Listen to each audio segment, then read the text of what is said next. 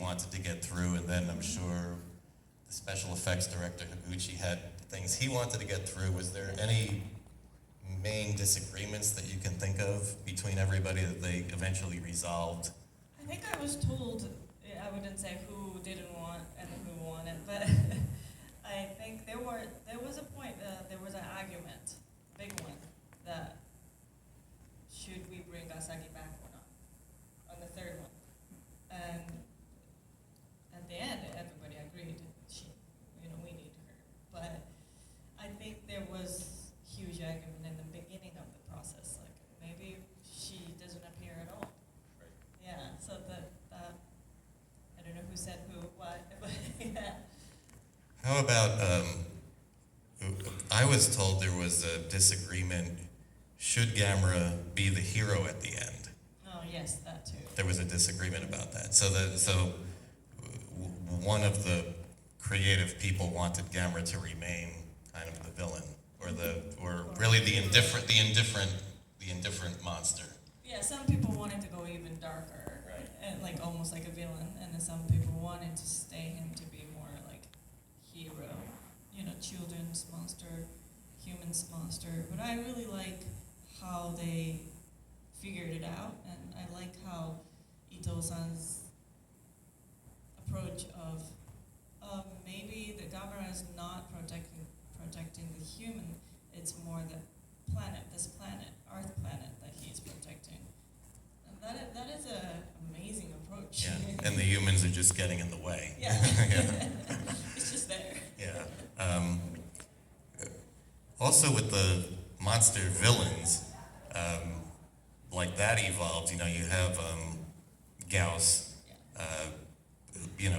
is just a retread of, a former Gamera villain would be in the first one, because that makes sense. They're trying to reestablish the series. They bring back one of the popular kaiju characters.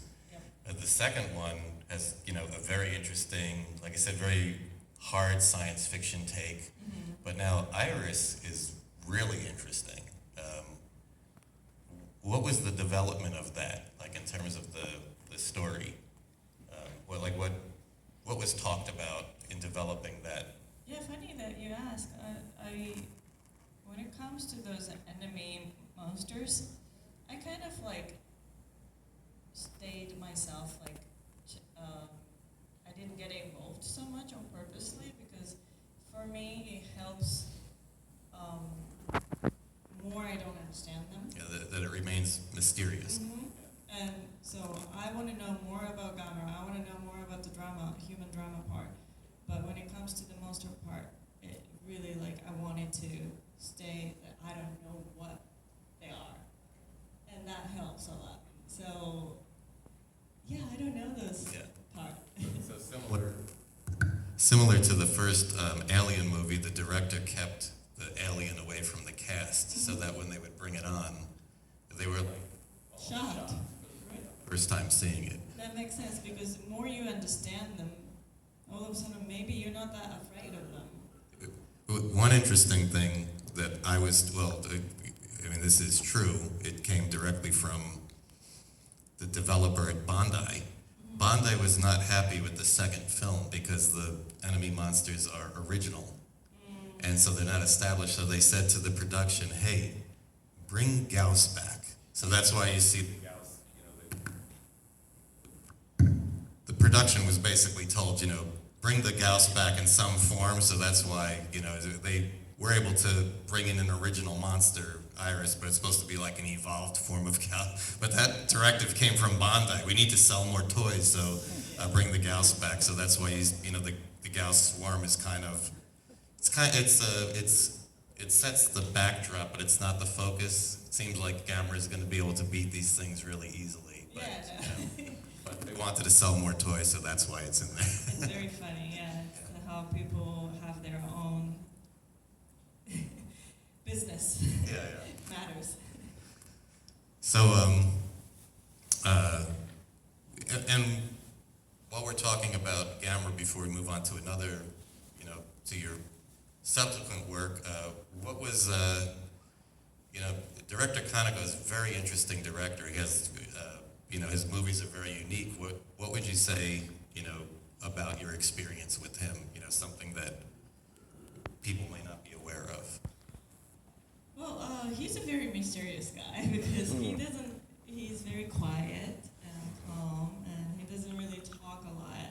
And so even if you ask him questions, you kind of have to wait for him to answer, like really wait. Otherwise, you'll miss it. So, but that's who he is, and he's very kind and smart and funny, but the funniness, you have to really get to know him. But what's interesting was because I was from Osaka, and when I first did the Gamera, I was still living in Osaka, so they had to give me a hotel in Tokyo. But then the second movie, I wanted to move to Tokyo to do more different movies, different jobs. So, but my mom was against that move. She's like, "You're too young to move to Tokyo." So Kaneko-san and his wife offered their house to stay, and I was living in their house, and my mom agreed, and it's like, okay, if you're in a safe place. So funny, but when we were shooting Gamera 2, I was actually living in Kaneko-san's house as a sort of like a babysitter. I was changing his baby's diapers and washing dishes. That was the exchange. And I was going to school from there. So he's sort of like also, he found me as an actress in the beginning, and then he gave me a house. It helped your career along. Yeah, so I don't see him very often anymore, but still, like, he's really a huge part of my life. Yeah. Explain for everybody the difference between like living in Osaka and moving to Tokyo for like entertainment would be like if you lived, you know, in the Midwest as a young actress and then Going to LA. to go to LA, right? Yeah, It would be just like similar, that. yeah. Just like that, yeah. And of course, you know, LA has its own unique, you know, you probably don't want to be a minor living on your own in LA. Yeah, so it's the same concern for the mothers. Yeah, right. Yeah. So then what was your next step after completing the Gamera series in your career? What would be the next major significant? So the biggest one was sort of, so I did these 3 cameras, and I was sort of, before I did Gamera, so I like I said, I never thought about being an actress, and I thought about I wanted to write. I always wanted to write. So what I did was I started writing a novel, but I didn't know where to bring it, or I didn't have any plan, but I was just writing it. And one day, Ito-san, the scriptwriter Ito-san, and I did this hanami. It's like when the sakura season comes, cherry blossom season comes. Japanese culture, we just go to the tree, we do picnics. So Ito-san and I and Higuchi-san, we were doing the picnic with like more Gamera crews, but more Tokusatsu, the special effects crews. And all of a sudden, director Anno from Evangelion, he comes. Someone invited him. And so I introduced myself, and somehow I told Ito-san that I was writing this novel, and he's a writer, so I said, "Can you take a look?" He read it, so that was that time. And then he thought it was interesting, so he passed it on to Higuchi-san, and Higuchi-san passed it on to Anno. And and then Anno-san and I, we met at that picnic, so we became pretty good friends by then. And so I didn't know he read my novel. So he called me, and it was unfinished too. It was in the middle of the story. But Anno-san calls, and he says, "I want to make a movie out of this. Like, I want to make a movie based on this. Can you finish the story?" So I said, "Okay, I'll finish it." So while I was finishing, he already started writing script based on it, even though my novel wasn't finished yet. So we were like in parallel, we were writing Was he asking you what's next? So he knew, yeah. No, I was like almost to the finish, so he was still like he had time to sort of like start his script. And at the same time, we started to, talk to the producers. Who should we talk to? So we went to Gamera's producer, Nandi. Back then, his name was Nandi, and he changed to his name later. And then we went to Tokuma Shacho, the CEO of the Gamera movie. Now it's Kadokawa, but before it was Tokuma. So it's complicated. Tokumu Shoten is also a publisher, right? Mm-hmm. Yeah, so the company that owned Daiei at the time and owned the Daiei properties was a major publisher, and then eventually Daiei and its assets were sold to Kadokawa. Yeah. So Tokuma-san, we went to his room, Ando-san and I, and we said, we're writing this, we want to make a movie. He said, okay, you go ahead, but you need a corporation, like you need another company. So we went to Ghibli. And Ghibli said, if Anno is doing it, sure. So it became the first and only live-action movie that Ghibli made. And that's how we made Shikijitsu. The English title is Ritual. If you're interested, it's in Anno's DVD Blu-ray box, and region-free. English subtitle is on it. So Who is the company that releases that? Do you know? The studio? good question. You mean the DVD? Yeah, the box set for Anno, because I would assume it would be from Yeah. his different works. Yeah, I don't know. It's maybe King Record? I'm not sure. But in Japan. No, It would be a but you Japan. can order it on Amazon, and it's the Anno's DVD collection box. Oh, Yeah, great. Blu-ray. So yeah, we made that after. I mean, I did some movies between, but this was a big change for me because I wrote the story, and we sort of like Anno and I really went to talk to the distributor, and we really made it from scratch together. When you started writing, did you have, or you knew that you wanted to be a writer, did you have any idea what kind of writing you wanted to do, whether it was novels or screenplays, or you just kind of felt it out to see what you liked to do the best? Novel. I always thought. You would want to be a novelist, Yeah. like, long story. Mm-hmm. Yeah. I mean, it can be short, but Yeah. yeah, novel style. Like screenplay was not in my mind, but now I'm writing screenplay too. So you never know, right? Yeah, right. Surprise. Yeah. And what did Anno like about this novel? Your first novel that you're writing. Rawness, how raw it was, and just, I think, everything, my confusion and everything was in there.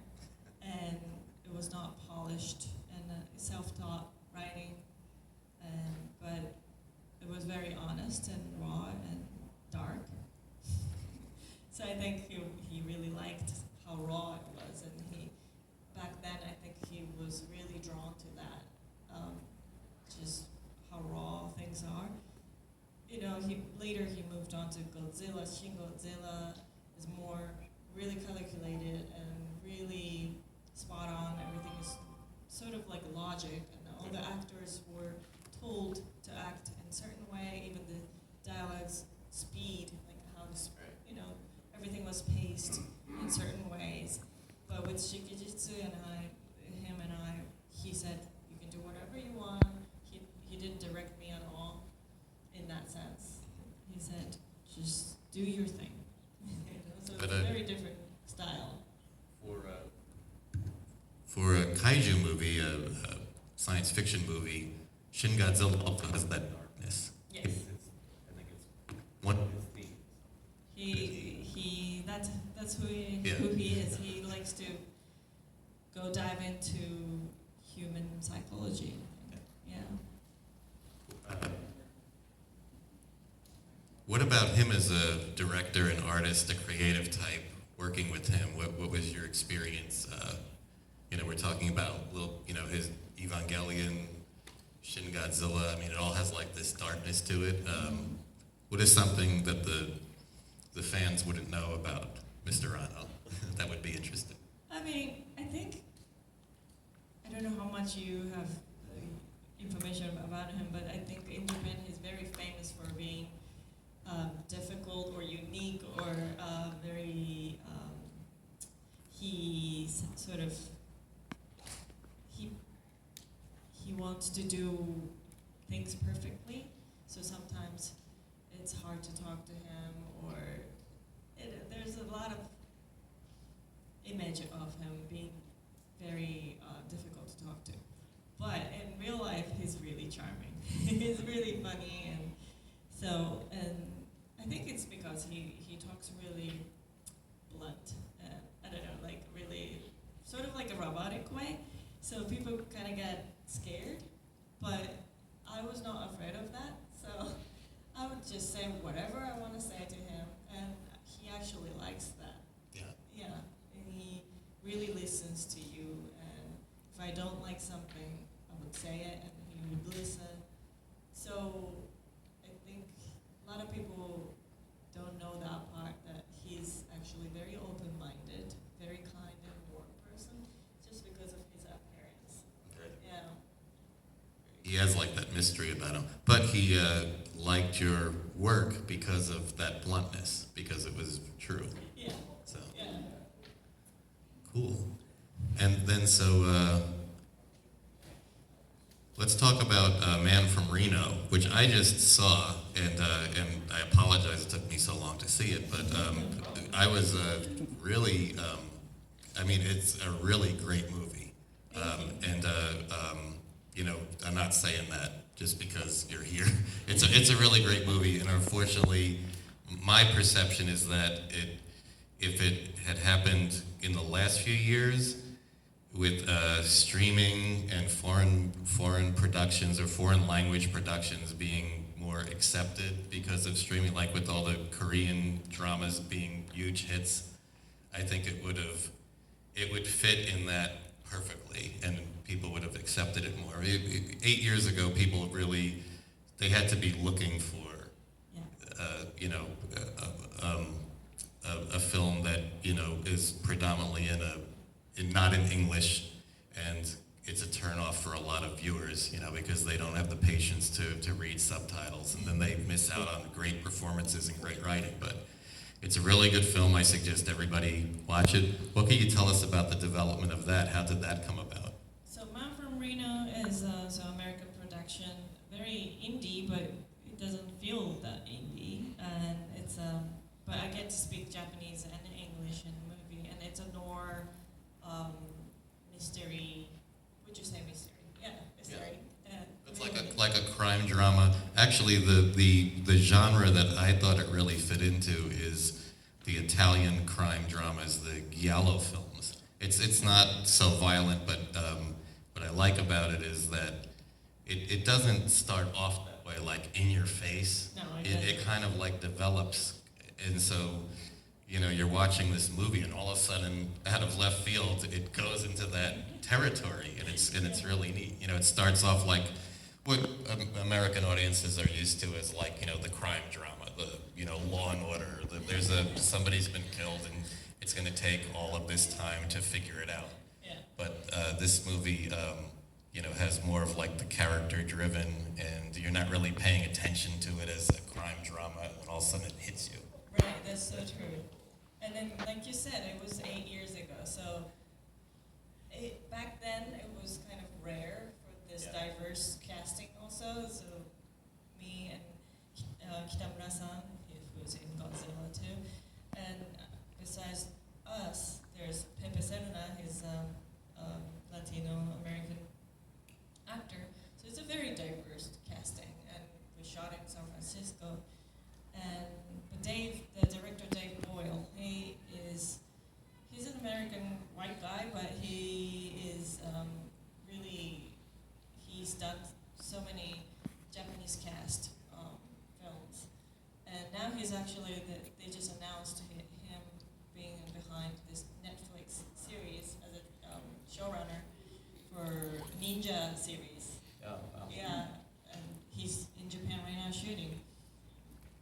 why does he go for, you know, I mean, this movie is predominantly Japanese actors. Why does he, and where it's told, it's the location is San Francisco, but I mean, it's really told from the Japanese perspective, the perspective of Japanese characters. Why do you think he goes for that as, you know, what's his frame of reference? He just says, I like Japanese people, or, you know, he has an idea that he's trying to go for. He's a very unique guy, but he's like, when I first met him, he spoke Japanese fluently, and he writes and reads too, but he's never lived in Japan. And I'm like, what? How's that possible? So he was a Mormon, and he went missionary to Australia, and then, but he was specifically, he had to talk to Japanese people who lives in Australia. So it's a very strange case. So he had to learn Japanese back then. So yeah, it's like it took him a long way to get there, but now I understand that connection. That's very interesting. Yeah, so he's an American movie geek, but he speaks Japanese fluently, and he loves all these Korean movies, Japanese movies, Hong Kong movies, all these things, and I think he's just taking his advantage as Japanese fluent speaker, so he wants to use the ability to mix it all up, and it's working really nicely. Because he's a co-writer on that film, right? And on Man from Reno. Oh no, Man from Reno, he wrote it alone. He wrote the whole. Yeah, that's even more impressive because, as I said, it takes place in the USA. It takes place in San Francisco, but it's really from the perspective of a Japanese person. Several Japanese characters in the film. It's very true, and then we showed it in Japan, and most of what we got, the response was really, they were so surprised, because every time you see Japanese characters or Japanese something in American movies, there's something off. Yeah. But and the same with Americans or English speakers in a Japanese production. Right. It's for us. It's like, why did they put this person? Is this the only person they could get? Yeah, right? Whereas in Man from Reno, you know, I don't know Japanese language fully, you know, to understand all the nuance. But to me, the acting in Japanese and the acting in English it's you know, consistent and very good. It matches. You really believe that these people are, you know, are real, and you're not taken out of the movie because you know, there's a foreigner speaking very stilted, or, you know, saying things that you wouldn't normally say in English. Right, it's so important to do that for us. So Dave is, generally he's good at it, but also he was not afraid to ask. So he had me in mind from the beginning when he was writing.